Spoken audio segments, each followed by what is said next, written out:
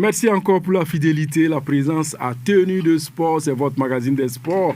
Oui, aujourd'hui, nous sommes bel et bien au rendez-vous. Nous sommes en place pour parler effectivement de Faso Foot Ligue 1 qui entame et qui a entamé la 25e journée. On parle aussi d'assises nationales pour jeter les bases d'une croissance économique à travers le sport, faire du sport burkinabé un métier, une profession, professionnaliser ce secteur-là afin de tirer tous les bénéfices possibles. Et puis, on voyage également du côté du Maroc où se poursuit toujours la CAN, Coupe d'Afrique des Nations, des moins de 17 ans et on aborde les demi-finales.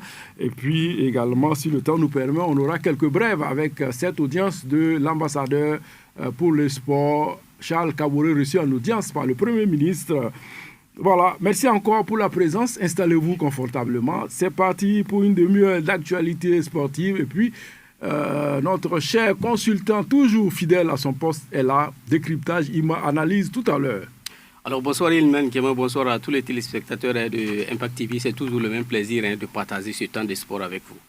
Un plaisir partagé. Et puis voilà, le Faso Foot à l'honneur avec la Ligue 1 qui entamait ce week-end sa 25e journée. C'est devenu la course-poursuite, course contre le temps pour qui sera sacré champion du Faso Foot 2025-2026, c'est ça? Évidemment. 2025-2026. Et puis, vous avez quelques résultats pour nous. Alors, il faut dire, le Faso Foot Ligue 1 qui comptait pour sa 25e journée, il faut dire que 6 journées avant le dénouement de cette saison, il faut dire que c'est pour ce week-end, comme d'habitude, en tout cas sur l'ensemble des stades du pays, les clubs, en tout cas, se sont donnés à fond, mais les résultats sont parfois satisfaisants ou pas, mais ce qui est là, on va vous donner les résultats, en tout cas de ce week-end, des matchs qui se sont déroulés sur l'ensemble des stades du pays. Les électriciens qui étaient face à la SFB se soldaient sur le score de 1 but partout en faveur des électriciens. L'Aspa Nyenenga qui était opposé à Raimo FC se soldait sur le score de 2 buts à 3 en faveur de Raimo FC. Le RCB qui recevait le Real du Faso au stade de Obi se soldait sur le score de 0 but partout entre les deux formations. Le score de Bafora qui accueillait l'Union sportive des forces armées se soldait également sur le score de 0 but partout entre les deux formations.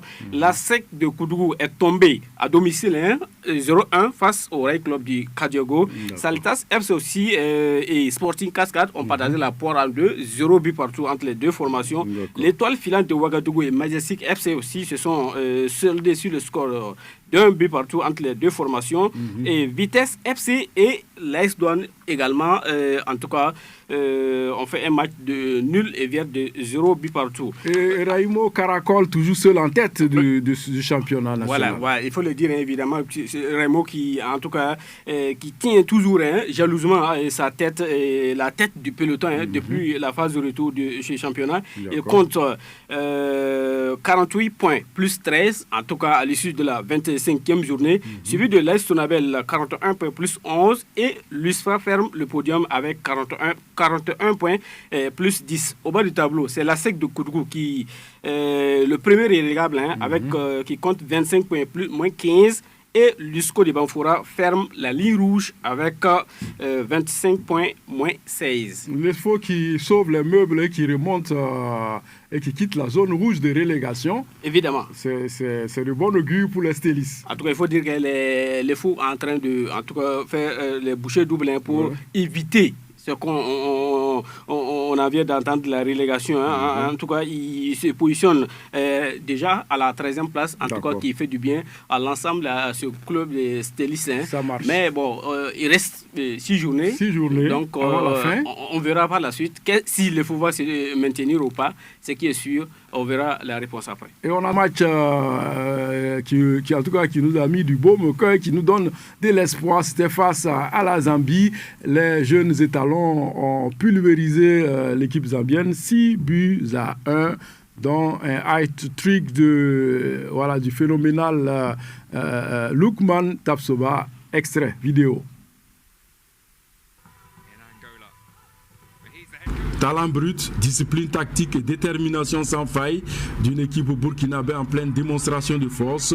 Une formation qui s'affirme comme un sérieux prétendant au titre pour cette 15e Coupe d'Afrique des Nations des 17 ans qui se déroule au Maroc. Pour ce match opposé à la Zambie, les jeunes étalons n'ont fait que confirmer tout le bien dont on pense d'eux depuis le début de ce tournoi. Le score est sans appel, 6-1. Après un triplé pour celui qui se dessine comme le meilleur buteur de cette CAN et pourquoi pas le meilleur joueur, Achraf Loukman Tapsoba. Ce qui est sûr, plusieurs clubs frappent déjà aux portes du Real du Faso, son club actuel, afin de attacher les services du jeune prodige burkinabé. À 15 ans, on le comparerait à Lamine Yamal ou encore au Brésilien Hendrix du Real Madrid, qui eux aussi à cet âge-là officient déjà pour de grands clubs. Et si on revenait au sujet du jour, Burkina-Zambie, même si les jeunes gens n'ont pas été aussi rayonnants que les matchs précédents, ce fut une promenade de sentier pour les garçons d'Oscar Barrow. À la 11e minute, Mohamed Fofana par l'intermédiaire de Moumouni Ouedraogo ouvre le score. 1-0. Après une bousculade sur Alidou Diakité dans la surface zambienne, l'arbitre du match n'hésite pas et désigne le point de pénalty. Achraf Loukman Tapsoba se charge de le transformer et 2-1. À la 35e minute de la partie, la Zambie parvient à réduire le score. En seconde période, les poulains d'Oscar Barrow sont mieux organisés et à la 58e minute, Alidou Diakité fait le 3-1. La suite, on la connaît, 4-1, 5-1, puis 6-1 pour clore les hostilités. Et à lui tout seul, le meneur Achraf Loukman Tapsoba est élu 3 fois homme du match, 7 buts au compteur et 2 passes décisives. Et dans le jargon, c'est ce que l'on appelle boire le calice jusqu'à la lie. Voilà, belle victoire des Étalons face à la Zambie.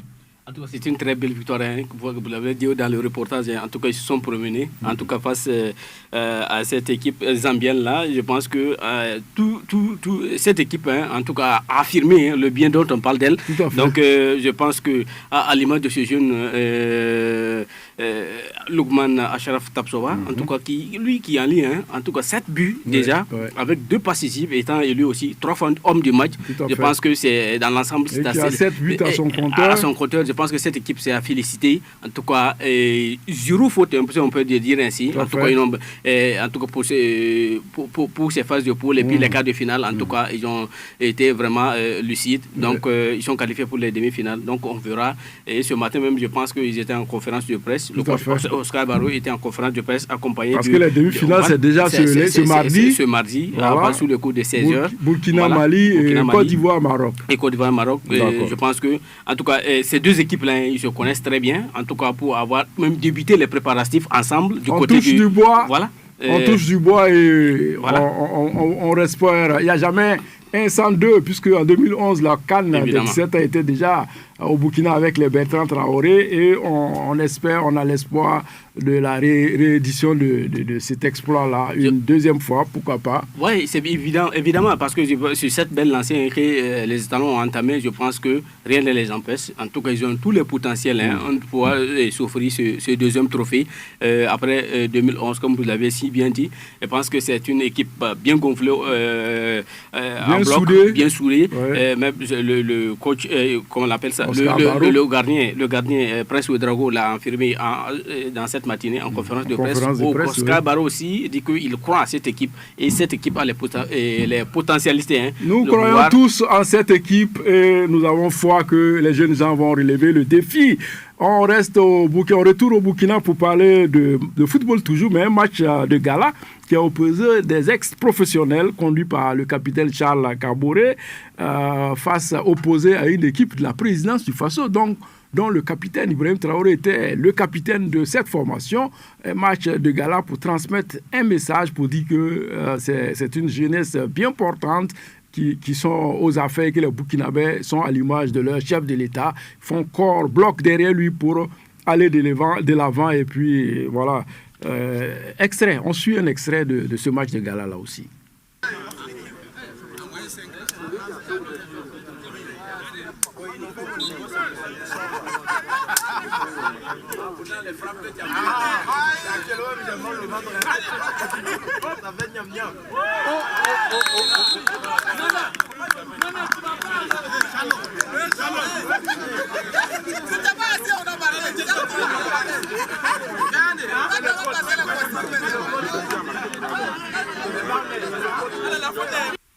Je dirais que ce n'était pas un match, c'est un message pour nous-mêmes et pour l'Afrique aussi. Ils sont venus témoigner leurs encouragements au Burkina Faso. Et je pense que... Ah, merci beaucoup. Je pense que le sport aussi, c'est un message à toute la jeunesse. Donc c'était ce symbole qu'on voulait marquer. Donc on leur dit merci. Voilà, le chef de l'État qui était un talentueux footballeur, hein, il nous a surpris avec des qualités indéniables. Vraiment, il a éclaboussé, hein, en tout cas, le public, que ce soit le public de la présidence, que ce soit même tout l'ensemble de Burkinabé, on ne savait pas qu'il avait un talent très potentiel en matière de football. Il a démontré avec tous des balles vraiment magnifiques. En tout cas c'était au-delà de ça, hein, c'est le message qu'il voulait passer. C'est un message d'union, de cohésion sociale. Parce qu'il faut le dire aussi que le Burkina Faso, c'est un pays de paix, en tout cas où le vivre ensemble. Un pays où on aime tout le monde, on aime les étrangers, les nationaux. Voilà, c'est un message aussi qui montre le côté humaniste de ce monsieur-là, le chef de l'État. Dernier mot, parce que nous sommes pratiquement à la fin de ce magazine d'espoir. Alors, disons en tout cas, bonne chance aux Étalons qui affrontent les Aiglonneurs du Mali demain à partir de 16h. Donc, on les souhaite bonne chance. On espère qu'en tout cas, ils vont se qualifier pour la finale et nous ramener cette coupe pour la deuxième fois. Demi-finale de la CAN des moins de 17 ans à partir de ce mardi 15 avril. Donc, Burkina Faso, Mali et Côte d'Ivoire, Maroc. Soyez au rendez-vous, nous y serons. Et voilà, c'est tout ce qui était donc au programme de ce magazine des sports. Merci d'avoir été des nôtres. Portez-vous bien. Et soyez prudents, on ne le dira jamais assez, la circulation, ça tue. Et puis la communication en circulation, c'est pas recommandé. Portez aussi le casque, chacun avec son casque à moto. C'est tout pour le magazine des sports. On dit merci à la réalisation et à la régie également. Nous avions notre sœur Germaine Bakwane et puis notre consultant Ibrahim Konaté, DP, directeur de publication Fair Play Net. Merci à toutes et à tous. Bye. Vive le sport.